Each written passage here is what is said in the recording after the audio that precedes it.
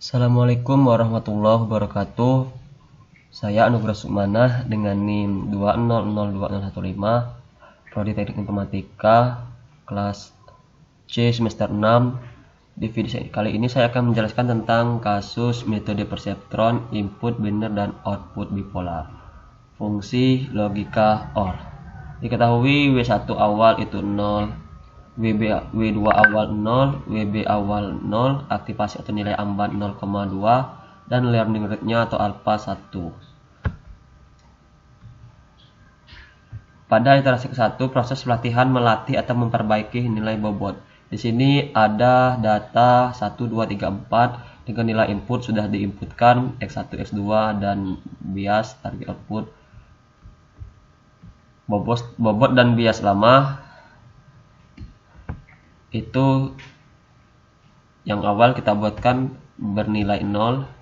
Terus pada saat mencari nilai Y-nya itu menggunakan rumus sama dengan H13 WB ditambah buka kurung X1 dikali dengan W1 tutup kurung ditambah X2 dikalikan dengan W2, hasilnya 0. Untuk mencari nilai Y sama dengan if jika Y-in besar dari nilai amban atau aktivasi bernilai 1. Sebaliknya jika Y-in kurang dari aktivasi atau nilai amban bernilai min 1,0, maka hasilnya didapat juga 0. Cek kondisi apakah Y sama dengan T. Menggunakan rumus sama dengan if jika Y sama dengan T atau target output, maka W baru sama dengan W lama atau perbaiki bobot dan bias. Hasilnya perbaiki bobot dan bias. Selanjutnya kita akan mencari perbaikan bobot. Ada DW1, DW2 dan DWB. Rumusnya sama dengan T atau target output dikurangi dengan Y. Buka tutup kurung dikali X1 dikali dengan learning rate atau alpha. Dapatlah hasilnya 1. Langsung kita tarik sampai ke sini.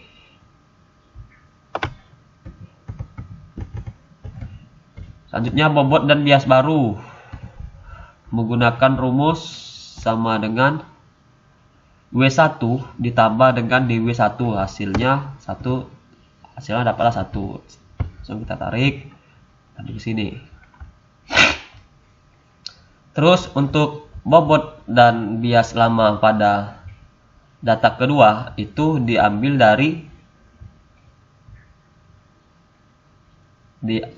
dari sini.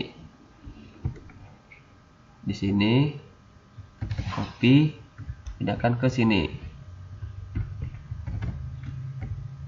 Untuk Y-in-nya ini di blok, tarik ke sini ke bawah. Sama di sini juga di blok, tarik ke bawah. Di sini sama tarik ke bawah.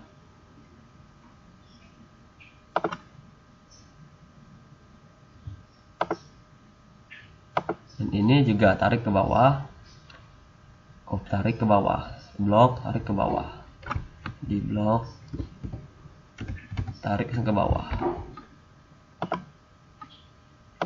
Ini juga di blok, tarik ke bawah. Sampailah dia ke data keempat.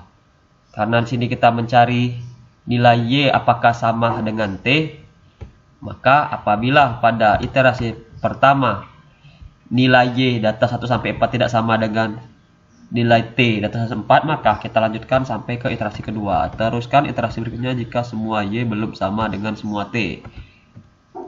Lanjut ke iterasi kedua sama, dan juga nilainya juga belum, nilai Y sama dengan T itu juga belum sama. Jadi kita lanjutkan pada iterasi ketiga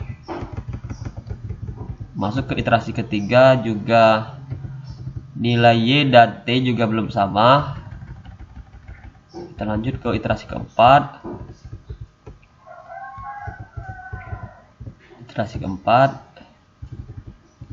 Pada iterasi keempat, di sini nilai Y sama dengan T itu sudah sama semua. Yang mana nilai bobot dan bias akhirnya adalah 2, 2, min 1. Maka proses stop ini dilakukan pada iterasi keempat. Untuk proses pengujian gunakan bobot dan bias akhir, rumus Y in dan sama dengan di atas dengan proses pelatihan yang di atas pada iterasi keempat. Di blok sampai ke Y.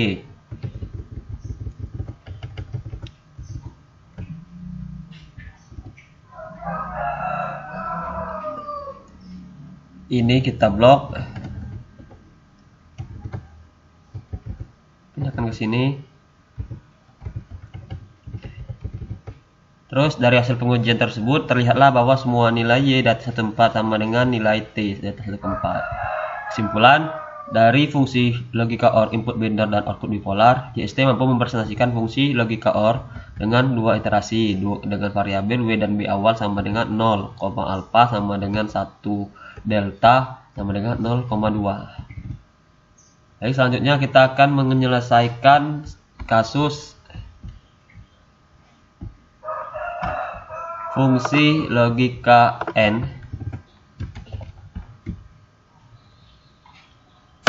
input binder dan output bipolar.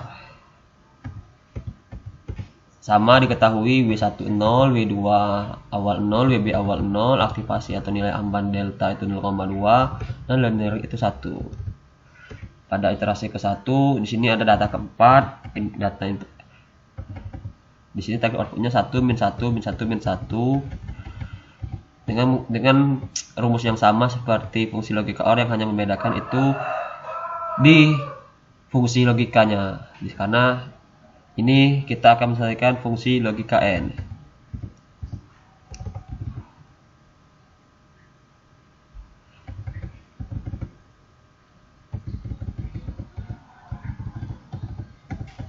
Bobot dan bias baru pada iterasi 1 masih tidak sama dengan Y sama dengan T. Maka lanjut ke iterasi 2. Ini di blok, pindahkan ke bobot dan bias lama di iterasi kedua. Masih juga belum sama. Nilai bobot dan bias baru data ini kita blok, kopikan ke iterasi ketiga. Pada ke iterasi ketiga dapat bobot bias baru 0, 1 dan min 4, kita blok. Lanjut ke data iterasi keempat karena nilai Y dengan T masih belum sama. Pada iterasi keempat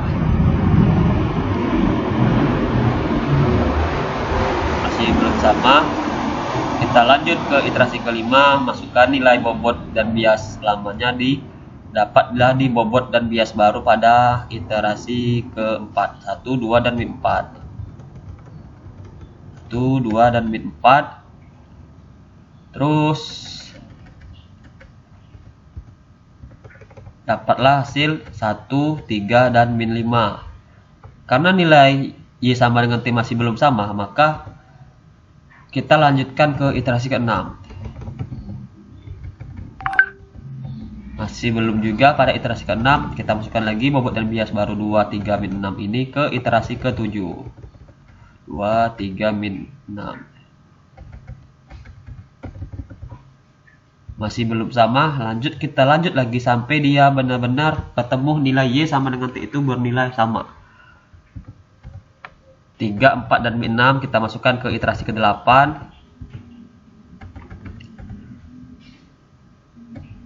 3, 4, min 6. Pada bobot dan bias baru dapatlah bias barunya itu 3, 4 dan min 6. Mengapa saya buat warna merah? Karena itu sudah sama nilainya semua. Maka nilai Y data 14 dan nilai T itu sudah sama. Maka proses stop itu dilakukan pada iterasi ke-8.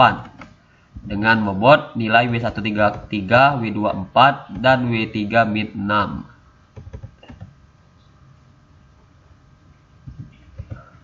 WB min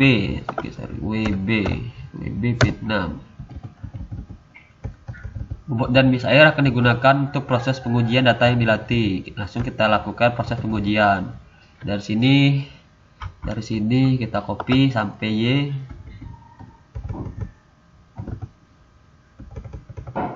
Kita copy. Oke, sudah sama semua. Proses pengujian tersebut bahwa semua nilai Y ini sudah sama